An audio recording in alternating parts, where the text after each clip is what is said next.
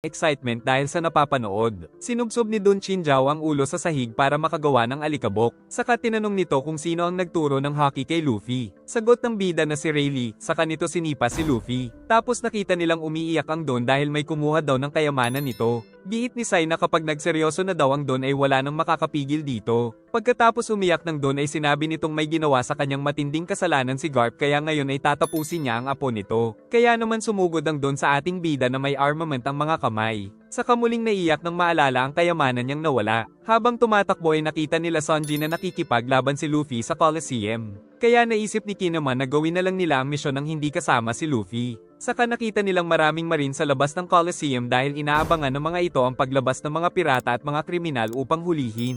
Giit ni Kinemon na nararapat lang ito sa mga pirata kaya nasampal siya ni Sanji dahil pirata din siya. Naisip ni Sanji na kailangang malaman ni Luffy ang sitwasyon sa labas ng Coliseum. Nang dumating ang commander ng mga ito na nagtataka dahil wala pa rin lumalabas ng mga pirata. At pinakilalang ito pala ay si Vice Admiral Shark Slicer Bastille. Ikinwento ng Toy Soldier ang mga batas na pinapatupad ni Doflamingo. Ang una ay merong curfew tuwing alas 12 ng gabi para sa lahat ng mga mamamayan. Pangalawa ay bawal pumasok ang mga laruan sa bahay ng mga tao, at vice versa ito. Nagtataka si Frankie dahil sa tingin niya ay malapit na magkakaibigan ang mga laruan at mga tao. Saka napaisip din ng cyborg kung paano at sino ang lumikha sa mga laruan. Nang mapansin nila ang isang kaguluhan dahil pinipilit ng isang laruan na dati siyang tao at kasintahan niya ang babae. Kaya sinapok ito ng kasintahan. Saka kinuha ang laruan na nagmamakaawa dahil dati daw siyang tao. Tapos dinala nila ito kung saan tinatapon ng mga sirang laruan. Tuwang-tuwa ang bata sa laruan niyang aso. Nang puntahan ito ng Toy Soldier at ipakilala kay Frankie. Kaya sinabi ng aso na dati daw siyang tao at ang babae at bata ang kanyang mag-ina. Tinanong ng Toy Soldier ang mag-ina tungkol sa asawa nito pero walang maalala ang dalawa. Kaya sinabi na ng Toy Soldier na ang lahat ng mga laruan ay dating mga tao, at ito ay kagagawa ng isa sa mga tauhan ni Doflamingo. Hanggang makarating sila sa Flower Hill. Sinuntok ni Luffy si Chinjao pero walang kwenta kaya tumalon ito patungo sa kanya.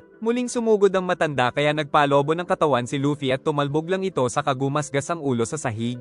Giit ni Chinjao na kung taglay pa rin niya